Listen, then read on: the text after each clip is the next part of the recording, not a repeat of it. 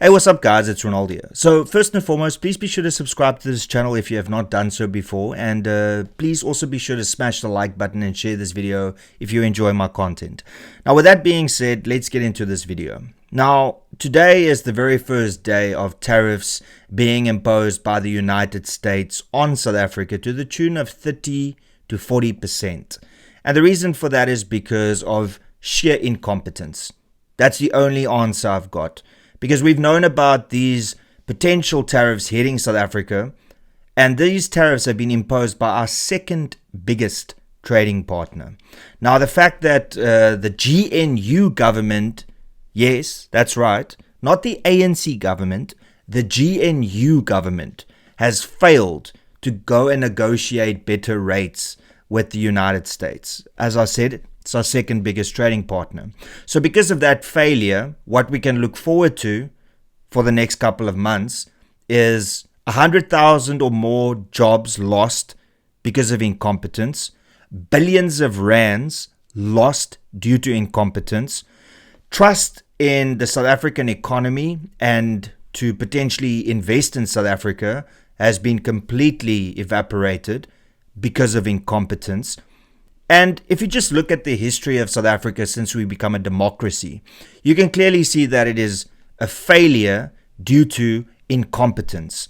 Now that incompetence eventually leads to corruption and other things, but at the core of everything is just sheer incompetence.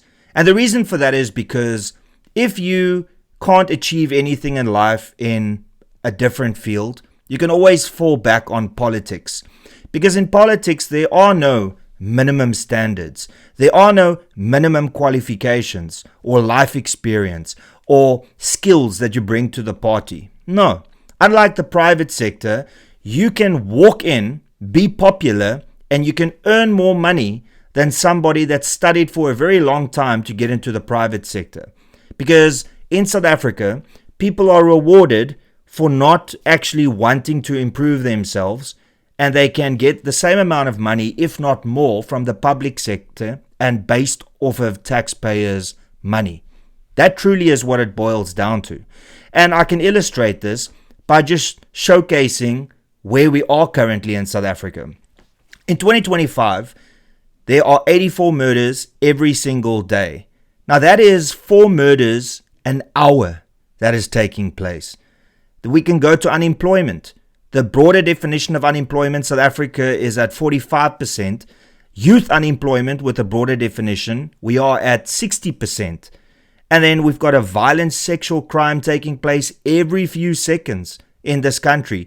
Yet the South African Police Service has got 170,000 employees to look after 64 million people. Unemployment is a big issue. And crime is a big issue. For somebody that's not incompetent, the answer is staring them right in their face, and that is employ more police officers and unemployment and crime will go down. Too much to ask. And then that also goes to the broader aspect of talking about South Africa. In 1994, so many people have had a lot of hope for this country and believed that we could truly be a great nation. But what is petrifying and scary to look at is when you look at the stats, people were better off under apartheid. Now, before you lose your mind, I don't agree with apartheid. Apartheid was an atrocious system and it should never ever be repeated. It should never ever be repeated. But the stats don't lie. Less people were unemployed during apartheid. Less people were being murdered every single day in this country under apartheid. Doesn't mean I want apartheid back. It just demonstrates how absolutely incompetent the government is. And for a long period of time, that was the ANC government. So we are in the situation we are in right now because of absolute incompetence. And at what point do we go, we need something else? Because if you look at the electorate and the voting patterns in South Africa, yes, the ANC went up, the ANC went down, the DA went up, the DA went down. But when you look at how people vote based on ideology, you will find that since 1994, 65 to 68% of the people vote for communism. They don't vote for liberalism, for a free market. No, they want communism. And the reason for that is because the ANC has done a fantastic job to create a welfare state out of South Africa, where people are reliant on the government. And in order to feed that monster, you need taxpayers' money. The problem, however, is the people that are paying tax, black, white, colored, and Indian, and to an extent Asians, they are leaving the country because they see no future in it. The people that can't leave, that is reliant on the state, is now still expecting the same things, aren't getting it, and will definitely not be getting it in the future if we continue down this trajectory for South Africa. And then eventually what's going to happen is you're going to see an uprising, because the government can't keep the people that are reliant on them being able to provide food and things for them. And then we're going to get a messy situation.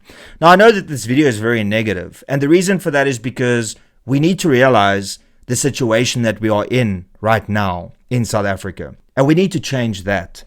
And that is why I also want to talk about the positives. I believe the fact that the United States have exposed South Africa for the policies that they are implementing, race-based policies, wanting to expropriate land without compensation, wanting everybody to go to a specific hospital and you don't have the freedom to choose anymore, as well as being taught in a language that you don't want to be taught in. You want to be taught in your mother tongue, but you can't because of the Bella Act. So many of these policies that have been implemented lately that is just utter trash. Thank God for the United States that have exposed all of this, because since 1994, the ANC literally has gotten away with murder.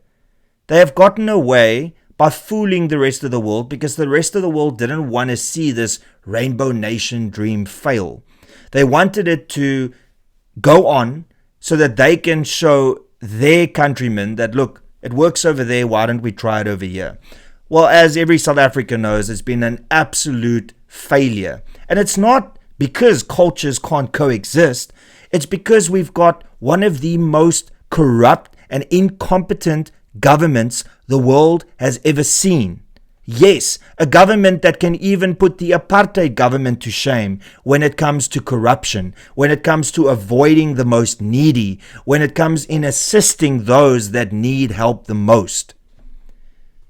And that's why I say, the United States have exposed this to the rest of the world, and finally their eyes have opened up and they see the ANC for what it is, and they see the state of South Africa right now for what it is. The most important thing that we need to realize, though, is that the eyes of the world is now on South Africa, and they can clearly see that South Africa is not what they portrayed themselves to be to the rest of the world. So the upside to all of this is that things are going to change, because the world is now going to start questioning the ANC government for what they did when they were in charge, and eventually the GNU government if they continue to fail like they have over the last year. We expected this amazing rejuvenation of South Africa, and nothing has changed. We are still in exactly the same position we were a year ago. Arguably, we are in a worse position because of the failure by the government to get better tariff rates with our second biggest trading partner.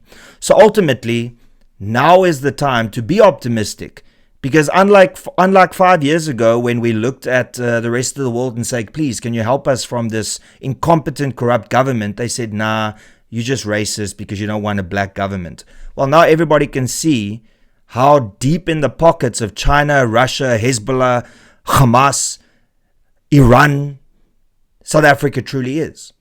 And eventually, what we are going to see is the rest of the world saying, you guys need to improve or else we're not interested in investing in your country. And hopefully that will open the eyes of this government so that we can have a better future that is not based on the whims of incompetent and corrupt people, but rather on people that want to see South Africa thrive and do well. And hopefully we can get there sooner rather than later. And that's pretty much all I got to say. Thank you so much for tuning in. Please be sure to smash that like button. Please be sure to subscribe. Please be sure to share this video far and wide. And if you enjoy this channel and you enjoy the content, then please consider becoming a member. You can do so by clicking the join button below. And that's pretty much all I got to say. Till later, cheers and peace out.